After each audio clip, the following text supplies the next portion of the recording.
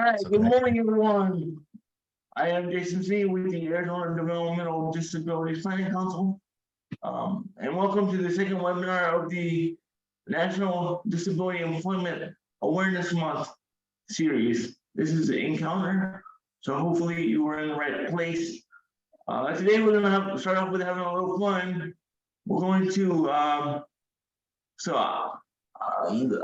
like to start off with a question. The question for the group is, what is your favorite type of fall candy? And feel free to answer that in chat at the bottom of the Zoom window.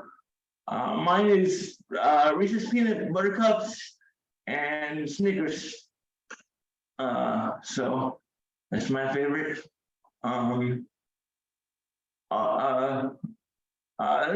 I'm gonna go over a couple guidelines, Zoom guidelines.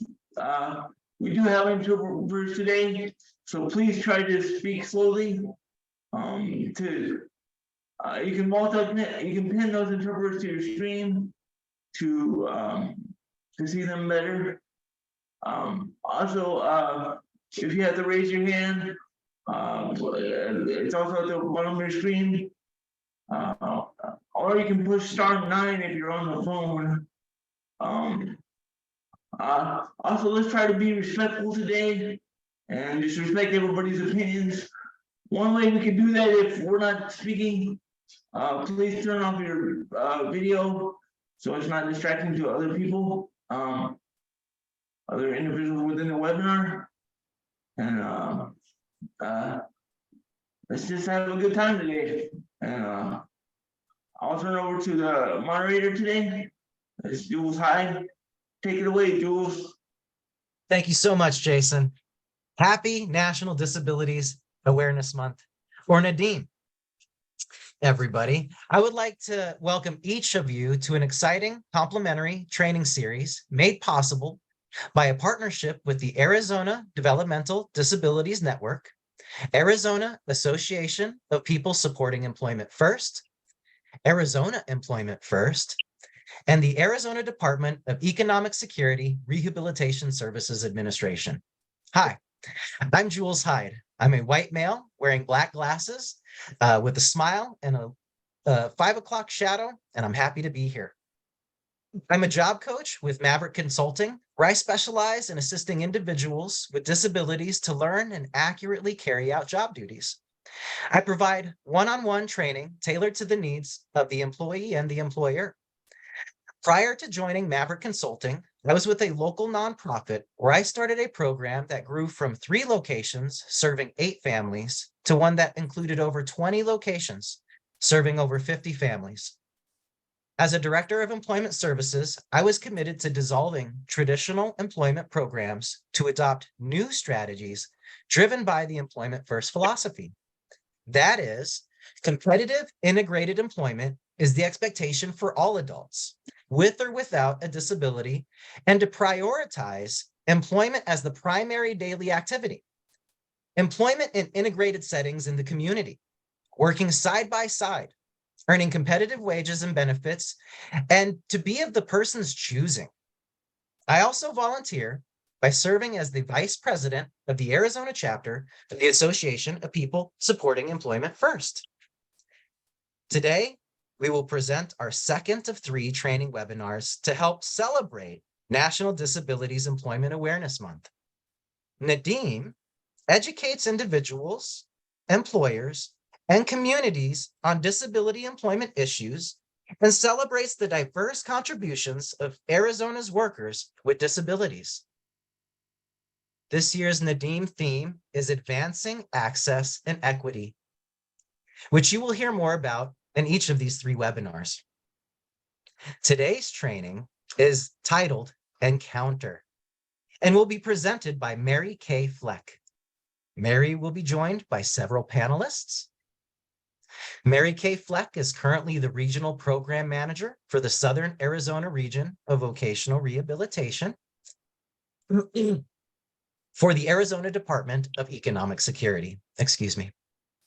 Mary serves as a board member of the Pima County Workforce Investment Board and is a surveyor consultant for the international accreditation body, Commission on Accreditation of Rehabilitation Facilities, or SARF, that is headquartered in Tucson.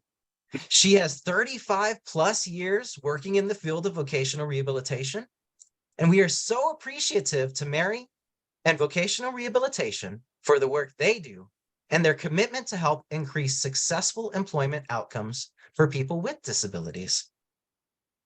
She'll be joined by Natalie Guzman. Natalie Guzman is a certified rehabilitation counselor who holds a master's in arts with a specialty in psychiatric rehabilitation from the University of Arizona. After returning to the Arizona Rehabilitation Services Administration in 2020, following a brief departure, Natalie provided oversight and management of long-term and complex projects in her role as project manager and was instrumental in the launch of the online learning management portal, Yes LMS. As a former vocational counselor, supervisor, training manager, and ombudsman, Natalie has honed her skills in strategic planning, leadership and supervision, administration practices and techniques in collaboration with diverse individuals and settings. She subscribes to a servant leadership style and recognizes she does her best when assisting others in their achievements. Joining Mary will be panel members Eve Sanchez, Angela Andreasen, and Bibiana Ronquillo. Eve is currently the program manager of Independent Living Blind, which oversees Older Blind Services, or OIB, for the state of Arizona. Angela is a vocational rehabilitation supervisor with the Chandler, Gilbert, and Chandler Tempe vocational rehabilitation offices. Bibiana is a vocational rehabilitation counselor and employment specialist with the vocational rehabilitation program. During the presentation, I will be monitoring the chat box for comments, and there will be time at the end of the presentation for any questions. Ladies, the platform is now yours for our training. Thank you. Good morning. I'm Mary Kay Fleck, and I'm going to go ahead and cover some information before we get to the panelists. So if we can go to the next slide, I'll cover the learning objectives. So our learning objectives are going to be to help participants feel more comfortable communicating with people with disabilities, to provide a better understanding of specific disability, to allow participants to become exposed to people with disabilities in a safe information sharing environment. Next slide. So on this slide, it had different individual pictures. There's one of a gentleman in a wheelchair. There is one of two individuals using ASL to communicate. There's another picture of it looks like a father hugging his small child. And then the fourth picture actually has, I think it's a black Labrador retriever with a gentleman with a white cane. And so the Labrador retriever is, I'm assuming, his guide dog. So I'd like to welcome everyone here today.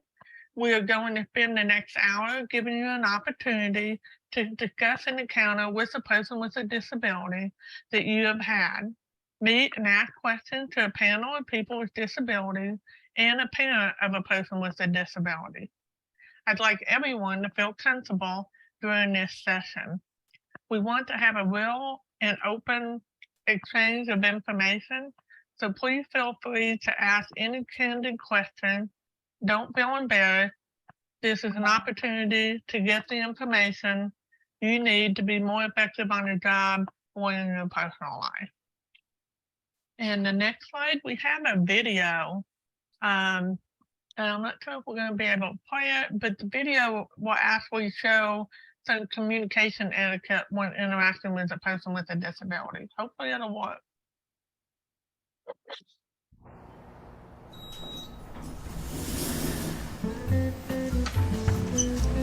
Good morning, Bob. Morning there, big man. Morning, Alice! There's no need to be awkward. Poor Bob. Like so many of us, he just doesn't know how to interact with people with disabilities. It's pretty easy, really. People with disabilities are people first. We need the same things that every person needs, like respect. Good morning, everyone. Attention! Okay. Maybe we need to be more specific. The easiest way to show respect is to focus on the person, not the disability. It's okay. You'll get the hang of it. One easy way to focus on the person is to watch the person signing and not their interpreter. Or their companion.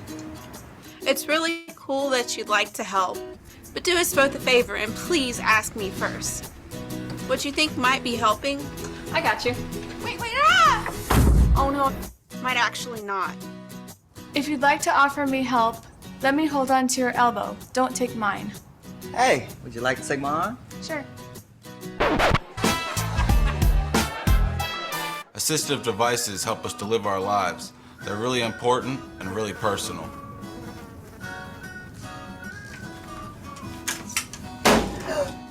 Grabbing them only makes it weird for everyone. What? Please only touch our devices and service animals if we've given you permission. And don't take it personally if I ask you not to. Remember that my service animal helps me all the time. Neither of us would like it if we were separated. Remember, we make our own decisions. We sign documents, vote, volunteer, work, and pay taxes. We get married. So don't underestimate me just because I have a great smile.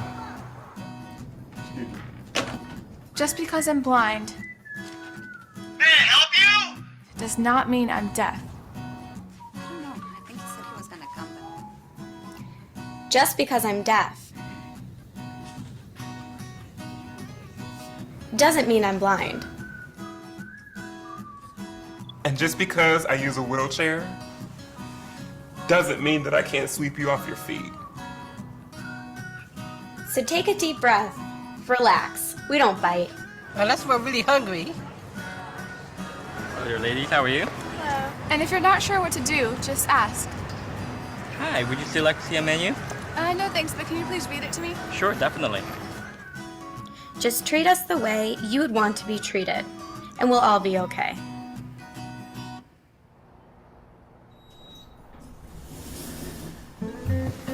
Good morning. Good morning. Morning, Alice.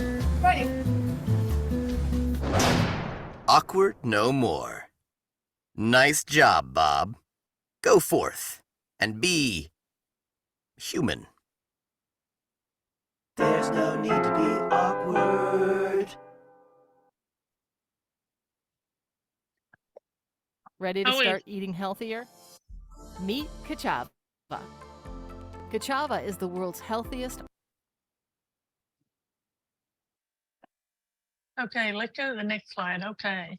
I always like that video because a lot of people that don't interact with individuals with disabilities, unfortunately, will do exactly what Bob was doing in the video. And it does make it awkward for everyone. So just treat an individual with a disability the same way you would anybody else. And then also ask about things. I do have a hearing impairment, and because of the tone of my voice, individuals that know sign language automatically will start using sign language with me. I happen not to know sign language. I know some basic signs just due to work-related reasons. I was actually a job coach years and years ago for McDonald's, so I know different things related to working at McDonald's as far as ASL signs, but that's it. According to the Center for Disease Control, 1 in 4 Americans has a disability, and this is what this infographic is showing. Therefore, everyone has probably interacted with a person with a disability at some point in their lifetime. At this point in the United States, I'd be surprised if anybody had never interacted with an individual with a disability. Next slide.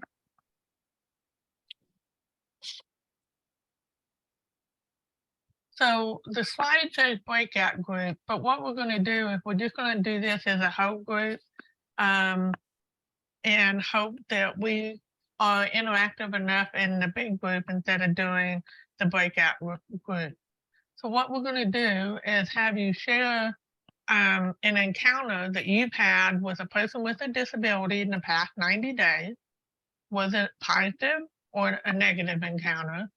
And then share with your group, or the whole group in this case, a question you would like to ask a person with a disability.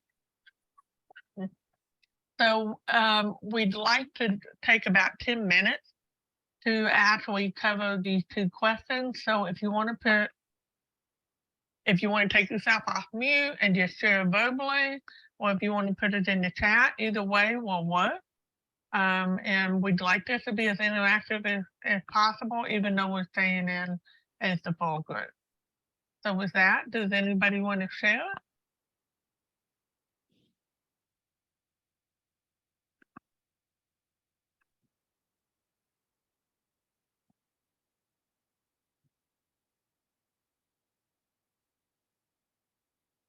Harry, did you want to repeat your question, please? Yes. So the question is, share with your group an encounter that you've had with a person with a disability in the past 90 days. Was it positive or negative? Exactly describe what the encounter was. And then share with your group a question you would like to ask the person with the disability. So maybe you just have a question and you don't necessarily want to share an encounter, that's fine. So Patricia, I recently went to a doctor's appointment and sat in the lobby next to a lady with a disability, and she was delightful. Thank you for sharing, Patricia. Mary, I'm happy to share. Stephanie. Okay, go ahead. So in my community, we have a community rec center, and there is a young man with a disability who frequently works out in the upstairs gym. And although I interact with him regularly and we have delightful conversations, I was able to exchange a negative able to observe a negative interaction with him and another one of the community members, where the community member felt uncomfortable because this young man was trying to engage in conversation, and the community member felt that it was distracting. So they made a complaint to the staff, and the staff came upstairs and sadly had to have a very awkward interaction and conversation with the young man, who was mortified and just kept apologizing and saying that all he was trying to do was interact with people and have a positive interaction in a day of joy. And so I guess my question really wouldn't be for the person with the disability. My question would be for the community member to say, what about that exchange was awkward for you or uncomfortable for you? And then I guess if I had to ask a question of the young man with the disability, I would say, I would honestly like turn it around and say, how do you think that other person was feeling in terms of their discomfort that led to that, and really trying to spin it so that the person with the disability didn't feel like they did something wrong, but more so helping them to understand that it was likely more of an uncomfortable situation with the other person themselves. Yeah, that's a valid point. So being out in the community can be a little awkward, especially if somebody complains about an individual with a disability. Based on what you just said, my grandma has long since passed away, but she had come to visit me at one point, and we went to the beauty salon, and she wanted to get her hair done. And there was a little boy, probably 3, maybe 4 years old, had Down syndrome, and he was getting his first haircut, and he was screaming and crying and carrying on. And I'm sitting there thinking, oh, well, this is his first haircut. I'm not even thinking about the fact that he got Down syndrome. When I get back in the car with my grandmother was mortified that somebody would bring a child with Down syndrome into the beauty salon. And I'm like, he has the right to have his haircut in the beauty salon or Great Clips or wherever it was, just like anybody else. And she just thought that was wrong, that they should have just had somebody come into the house and cut his hair. And I couldn't believe my grandmother was saying that, because I was raised up having a disability. And it just struck me as very odd that she felt that way in that situation. So it made it awkward for me just dealing with that with my own grandmother. I think a Jules had put in here that he was at a local farmer's market and was helped by a young man with a cognitive disability. He was so knowledgeable on organic farming, they spoke for almost 30 minutes, and he learned how to compost better from him. So that's a great experience. And then Patricia is saying in the summer, she can almost say that she became disabled because she had a terrible reaction in her hand, and it's very difficult to do many things. And Kimberly Smith, as a book rehab counselor for TSW program, she speaks with high school students and discuss what their career interests are and how they are doing in school, and she's had no negative encounter. Well, that's great that you're having that. Natalie? Thank you, Mary. I just wanted to share my experience. I was going to put it in the chat, but it's just easier for me to say it. So I appreciate you letting me come off mute, and I'll figure out how to take my hand down, I promise. But I just wanted to share, I went to a professional conference a couple of weeks ago, and it was a conference that had to do with adaptive driving and adapted vehicles. It was in Kansas City, Missouri. And at some point during the conference, I had an opportunity, as did all the other participants, to look at several different vehicles and adaptive, I guess I would say, aids or devices that are used on a vehicle. For example, one of the sessions I attended, a certified driving rehab specialist was demonstrating tie downs. Like if you're in a wheelchair and you go onto a bus or a van, and you might, need to have your vehicle, or excuse me, your wheelchair tied down to the, floor for safety. And in this particular session, there was a young woman in a wheelchair, and the demonstrator introduced her, and I probably can't remember the young lady's name, and said that she had volunteered to be the Vanna for her, like a Vanna White. And so this young woman in the wheelchair demonstrated how she puts herself in a vehicle. So we saw her, wheeling herself up a ramp. And then what I thought was just remarkable, because there's a question I always had, was what do you do when you're in a situation as a person in a wheelchair, which I'll just be honest myself, because it's all, right? I think we look at others from our view of ourselves. And I felt very vulnerable. I thought, oh my gosh, what would I do in that situation? Here's this person that doesn't know my wheelchair, doesn't know me. And this young woman, what she demonstrated was that exact scenario. And she said, here's what I would, here's how I would walk somebody through, tying my chair down. And she was so confident. And I really did, though. I didn't have an opportunity to speak with her, but I just wanted to thank her, because it was a question I always had. But that was the answer, is that she, as the person in the wheelchair, she knows how her wheelchair works. She knows what she needs for safety. And so she is able to talk others.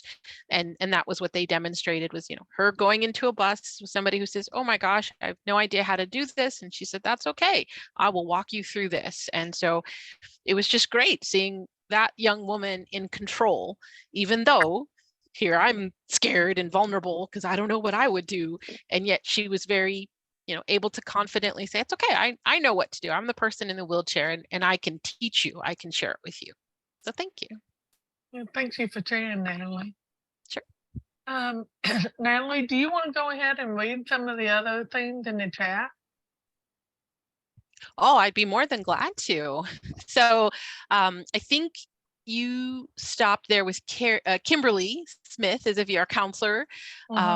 Then Carrie Caruso says, I interacted with a nice young man earlier this month while at the Arizona Industries for the Blind in Phoenix. We were at the food truck outside at lunchtime. He was so friendly, just started chatting with me. He was a hoot. It wasn't awkward or uncomfortable at all. It was a great interaction. She has a smiley face. Love it. Shelly Lavender says, oh, I was going to tell the story Carrie just put in chat as we were together, and the young gentleman was very helpful to let us know how everything worked with the food truck. I was very grateful for his help. And I just wanted to say, yes, Stephanie had mentioned it, thanking everyone for sharing their experiences, and then just kind of prompting folks, what would be a question that you would like to ask a person with a disability? Yeah.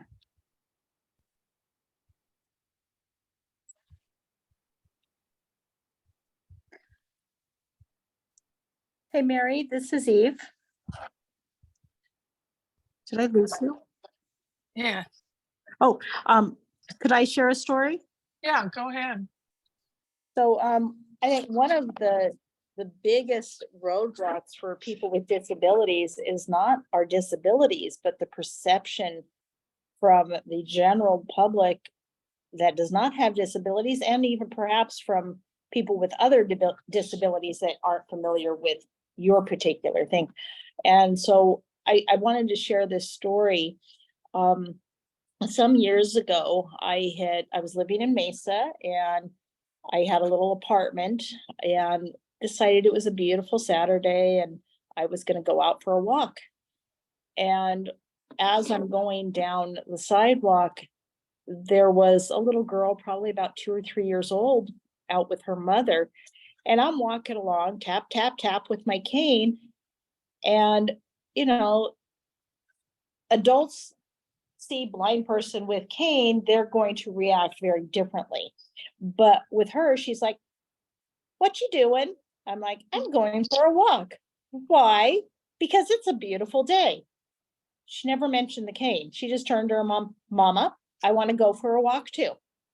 And all she saw was a woman going out for a walk on a Saturday morning. She did not see the blindness. And I think that's something that we just need to be aware of, that children are so much easier to speak to because they have not learned yet that they need to fear the disability.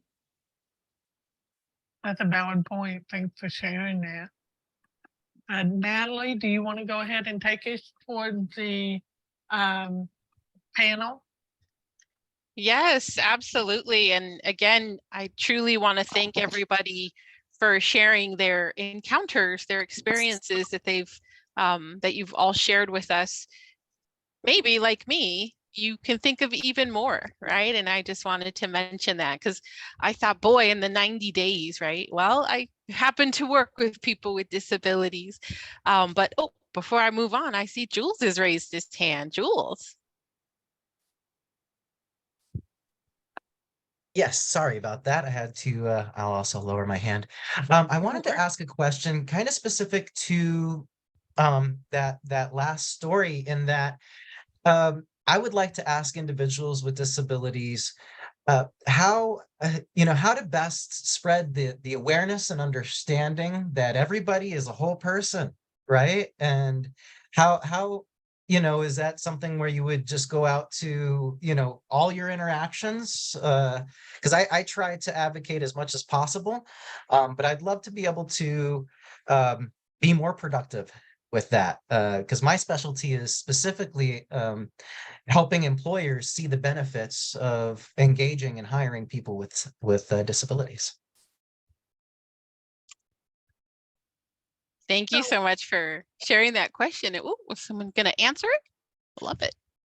I was just going to comment that I always try to say we need to focus on the person first. So like a person with a disability or a person with a hearing loss or a person who is blind. So you always focus on the person first because they are a person just like anybody else that may happen to have a disability and have different life experiences. But in most cases, they have the same life experiences as well.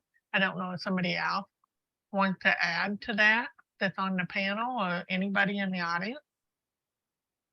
Mary. I would say the biggest thing is that the people with disabilities need to put themselves out there to model, not have to feel responsible for making education moments because we're out there living our lives. But don't stay isolated. People are not going to see what we can do if they don't see us. And just sometimes be the ducks, and let things run off our backs. Another story was I had done a presentation for some kindergarten classes at one of my kids' school. And then the next year I went into that same school to pick up the child. And one of the kids that was in my presentation group saw me.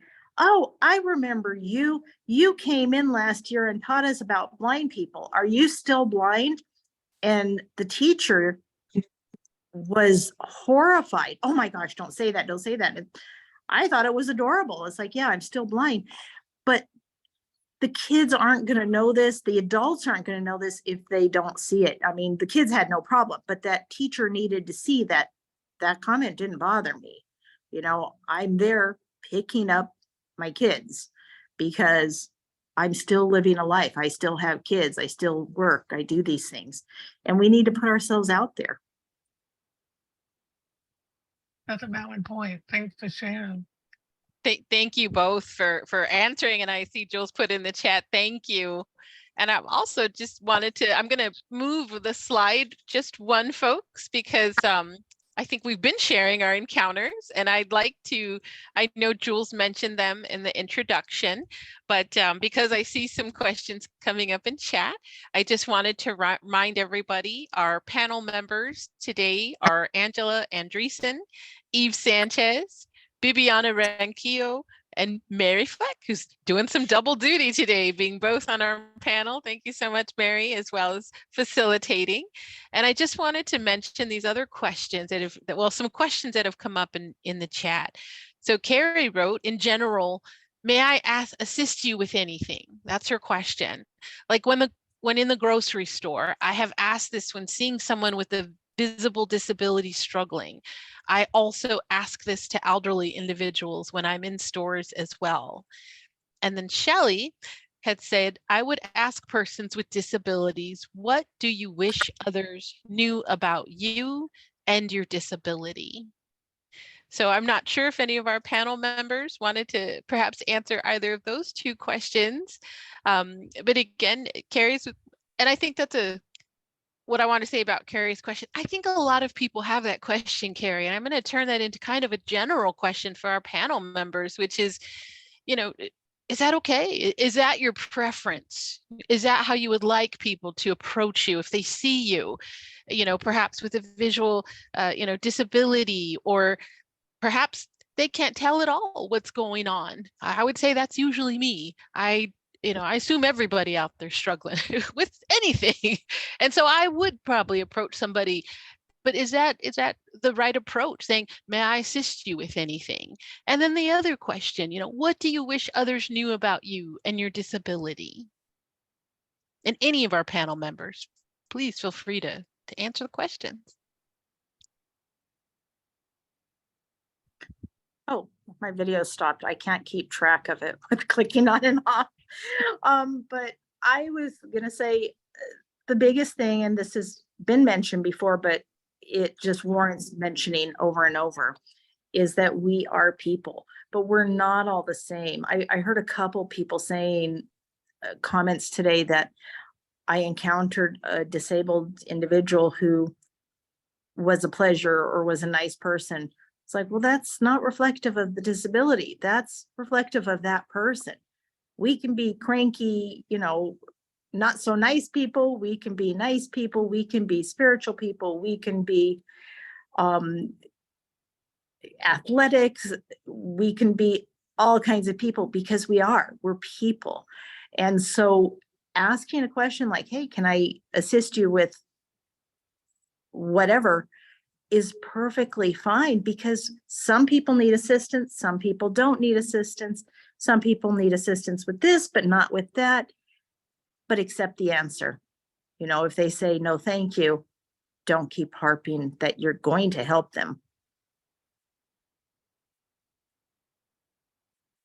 This is Mary. I agree with what Eve's saying. Excuse me.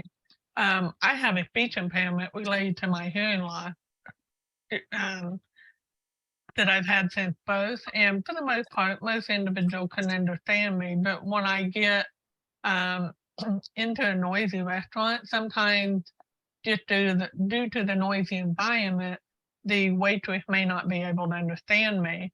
So I will maybe ask the individual with me, and I'll usually, especially if it's a family member, tell them ahead of the time of the waitress showing up what I want to order, in case they have trouble understanding me. Otherwise, if I'm by myself at a restaurant and the waitress is having trouble understanding me, I'll just point to the menu and they figure it out.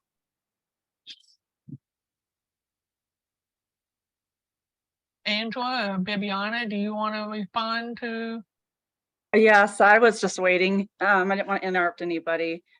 This is Angela. And I think that the biggest thing that I wish that people or the others knew about me or my disability would be, oftentimes people have seen things like in media or in a movie, and so that they'll hear my disability and automatically assume like I'm just going to fall asleep standing up or something, and will actually make comments, and I guess maybe meaning to be funny, but it would just be better, I think, if they just asked, oh, so what does that mean for you, I guess. So I guess maybe not assuming they know. And I think that goes actually with a lot of different disabilities, like, you know, the way that autism looks in one person may be very different for another person. The way anxiety looks in one person may look very different in another person. So just recognizing that just because somebody has a label doesn't mean that the label looks the same for everybody. That's a valid point. Bibiana, since you're a parent of a child with a disability, how would you answer these questions? Good morning. So my oldest son is a person with autism. And so I think what's very important for him personally and myself as a parent is that when individuals meet Joseph, I want them to meet Joseph and not have preconceived ideas of who he is as a person because he has autism. Autism is just has resulted in his characteristics of like his personality. So while he's very social, very funny, he may have a hard time looking you in the eyes or responding what's, you know, socially appropriate. So again, oftentimes people think autism, they think he's gonna not be able to enjoy social activities, which isn't the case for him. So I would really encourage people to just take the person first, get to know them, and then maybe just understand down the line their character traits or personality traits may be a result of something that they're, you know, a condition that they live with. You know, there are disabilities that are visible and those disabilities that are hidden. Keeping an open mind to individuals, again, just as a person, not based off what you see or what you think they should be. Taking them for who they are, understanding that people with disabilities, you're not being nice to them because it's charity. They're not less worthy of your friendship. They are people and should be treated just like everyone else. Eve mentioned, like, yeah, they're grouchy sometimes. Well, yeah, Joseph has his grouchy days, and those are the days we have to point out to him. But again, he's a person first. He has many qualities that make him a wonderful person. And I also just wanted to piggyback on some of the comments that were made earlier about, how are ways that we can get individuals to understand people with disabilities. And something that I've really stressed with my other children is when you see a person who is acting unfamiliar or may physically have something that they're unfamiliar with, a physical disability, I don't tell them, don't stare, don't look, because I feel like that teaches our children to avoid those situations. I encourage them to go ask, like, do you want to go say hi to this person? Do you want to see if they need any help? Or just really encouraging our children to become more comfortable and exposing them to people that are just different from them.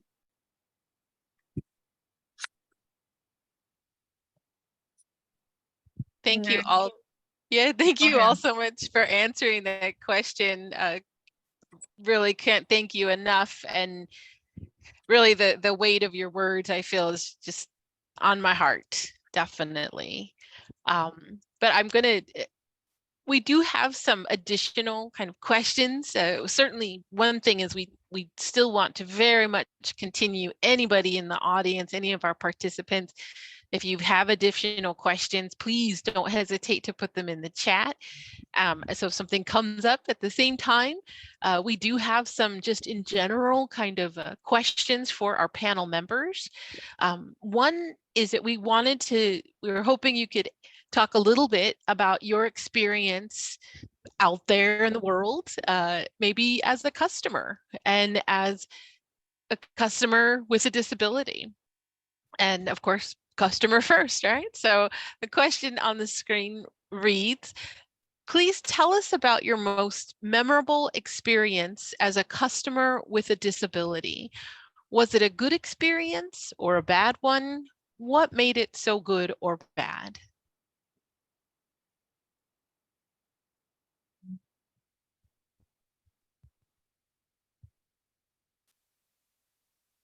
I don't mind starting off with this one again. That's okay.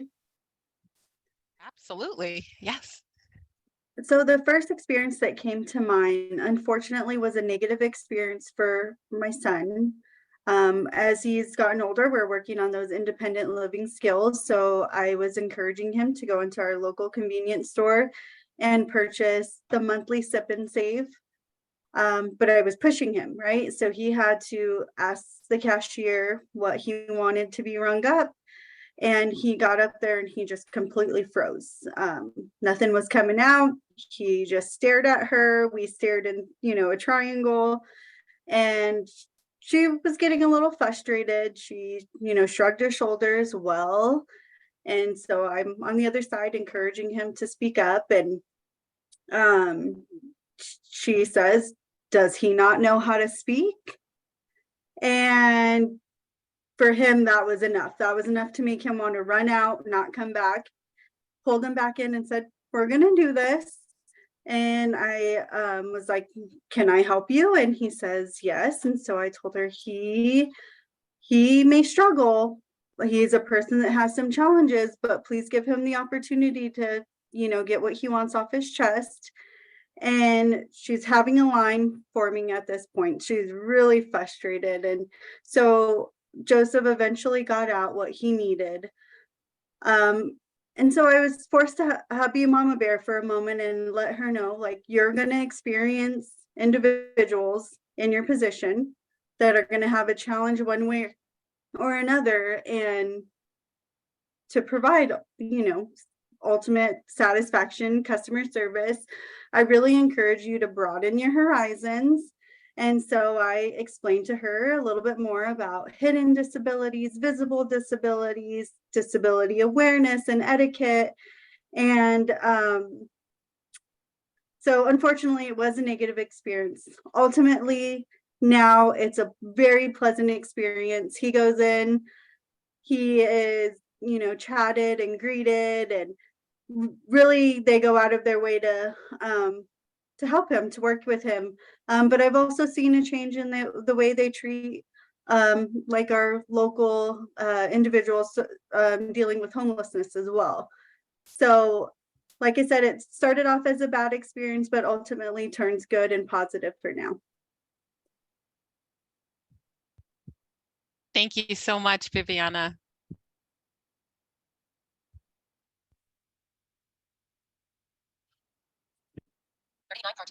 I can go next, Natalie. Thank you, Angela.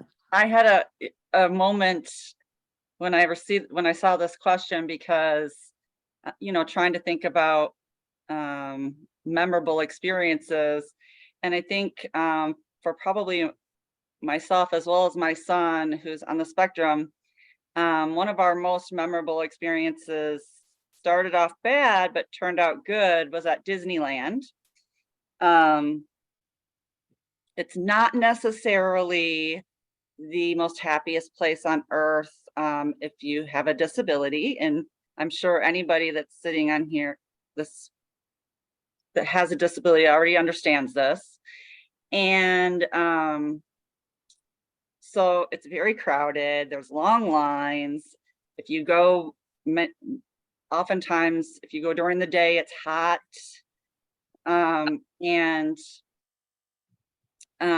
So my son kind of freaked out about the whole line, people overstimulation thing, which then caused me to have anxiety. And the day ended really quickly. The rest of the family went on, but after we got back to the hotel later, my sister-in-law was talking to me about it, and I'm just like, yeah, I don't think I'm going to be coming back. Like, this was kind of a nightmare. And my son was wholeheartedly agreeing. He's like, yeah, not happening. So she called Disneyland and she's like, is there something we can do?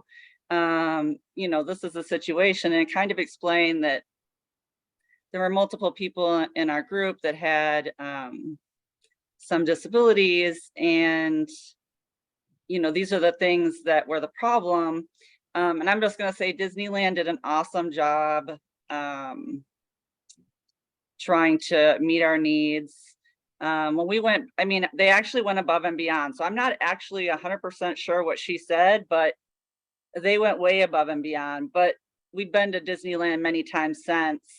And all we have to do is go to the customer service area, and that way, instead of waiting in the really long line, we set up a time to go to each of the rides, which helps also with my mother-in-law that has some physical issues. So,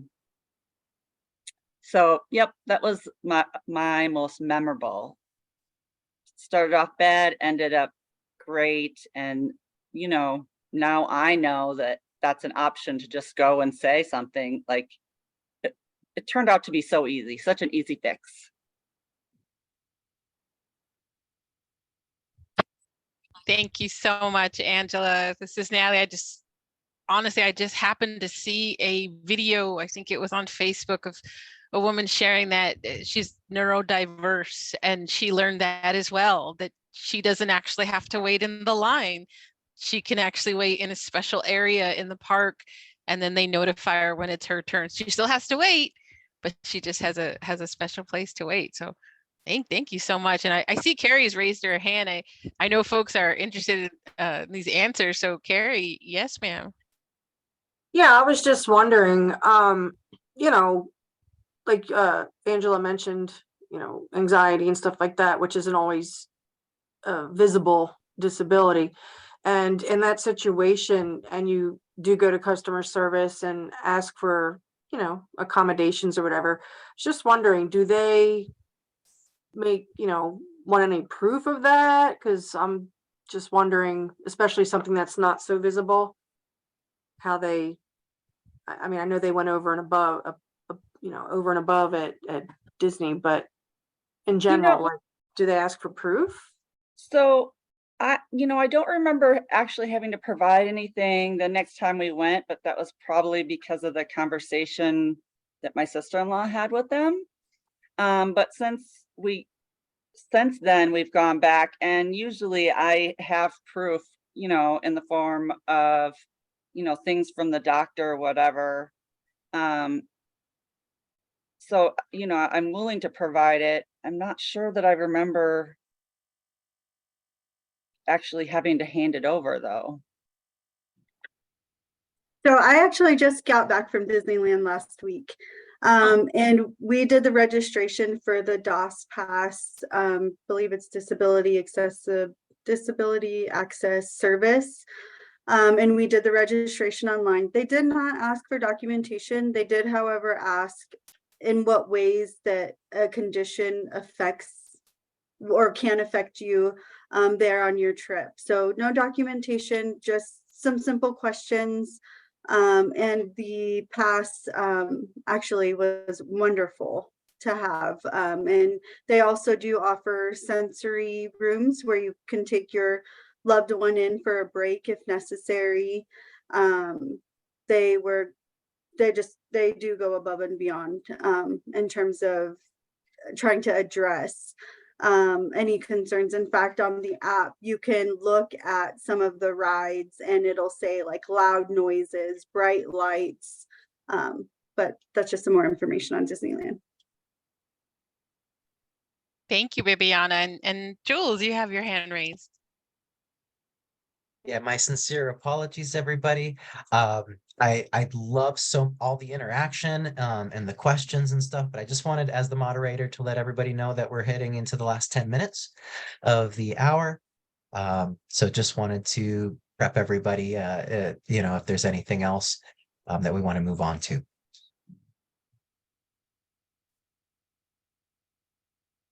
Thank you so much, Jules, for the reminder. And because we do, I wanted to say, I feel you all have some questions, which is wonderful, right? We've stirred up all these things now in your minds, and I would say, and it's just Natalie talking at you again, is it's kind of like I mentioned with that, right?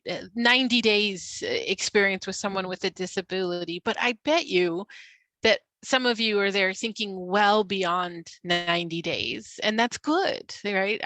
I was going to share, I always think of one of my first experiences, somebody with a disability. It's when I was a child, and it was not a good experience. And I'll just share quickly. I grew up on a military base, and I remember walking into a grocery store at about maybe 6, 7 years old.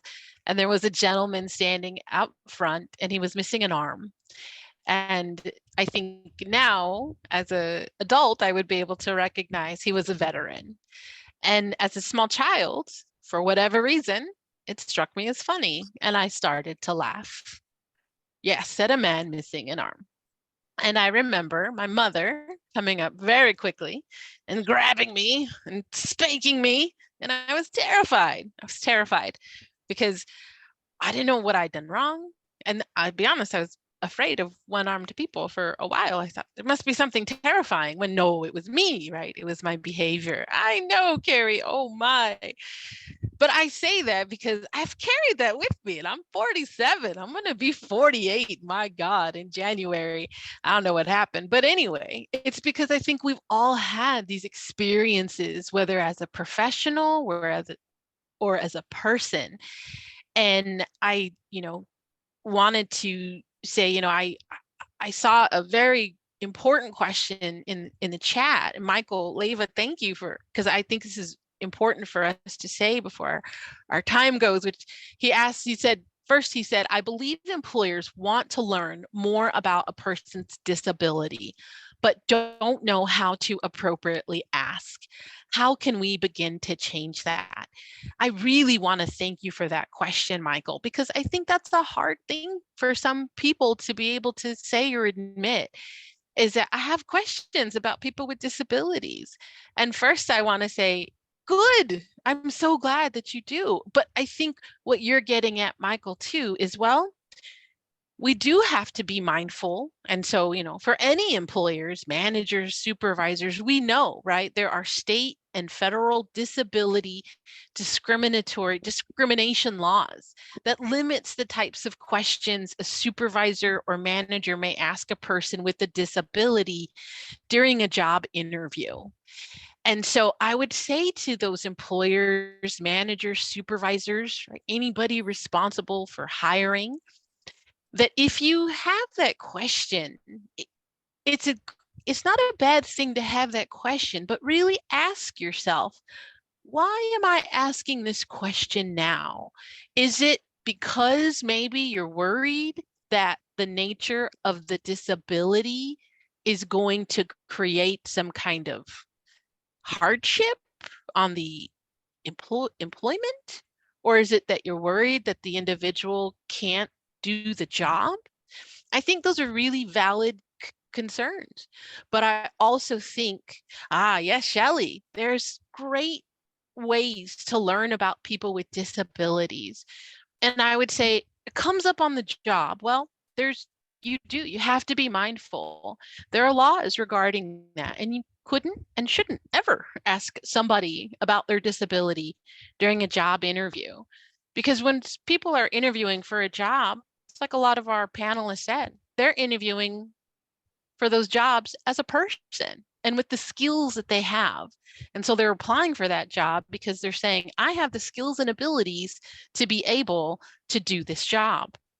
That's why they've applied for it. So as an employer, if a concern comes up about that disability, I think, again, got to really kind of do some self-assessment. What is that about? Is this, like I said, most of us see our life through our own lens. And so it could be fears that you have, and that's okay.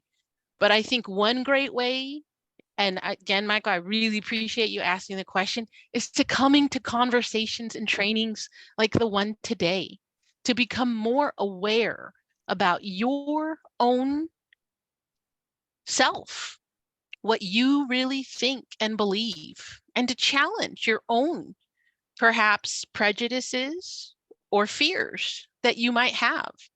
And so, we certainly, and I by VR, and this is only one particular module of disability awareness that we can offer. But I would say for employers, absolutely, think about disability awareness education. We offer that at VR. We offer some these kinds of sessions. And Terrell, good question. How do we better turn situations into training moments to educate and break down barriers? And I think this type of forum is a great way to do that. As Mary shared with us at the very beginning, and I'm going to go to that slide because we know that, folks are they're just worried. We have questions, but we're worried about, who do we ask? But the bottom line is we know that 26% of adults in the US have some type of disability. So we know that just as these questions were asking, you are seeing folks with disabilities, yes, come into your place of business, but as customers out there in the world, as just fellow people, as Eve said, waking up in the morning and deciding, I'm going to go for a walk today because it's a beautiful day. And so I just want to very much thank our panel members for speaking. And I know Jules has his hand up because he's probably going to wrap this up. Angela, Eve, Bibiana, and Mary, I'm going to go ahead and stop sharing the PowerPoint. And of course, I'm going to say, Jules, by all means, wrap us up. Thank you so much. Thank all of you. Thank you, Mary, Natalie, Eve, Angela, Bibiana, for an excellent and informative presentation. Folks, please take a few minutes to complete the survey, as your comments are very important to us. Thank you, everyone, for participating in the webinar today. We have certainly enjoyed sharing the information with you and hope it has been helpful. I'm also going to take and look at all the extra questions in the chat and get those over to the appropriate individuals. So hopefully we can still answer those if there were any unanswered. Please join us for the October 25th third webinar titled AT Made Accessible. Be sure to share the webinar information with your friends, family, members, and colleagues. These training webinars will be recorded and we will distribute a follow-up survey. I have one more announcement. If you would like to receive a copy of the NDEAM press release, an infographic on U.S. disability facts, and a brief on the positive impacts of disability inclusion, please contact Michael at mleva@azdes.gov. I'll go ahead and put that in the chat. And thank you again for joining us today, everybody. Really appreciate all the questions, the presenters. Wow, what a wonderful presentation. Yeah, round of applause for everybody, and hope to see everybody next week as well. Let me put that email in the chat.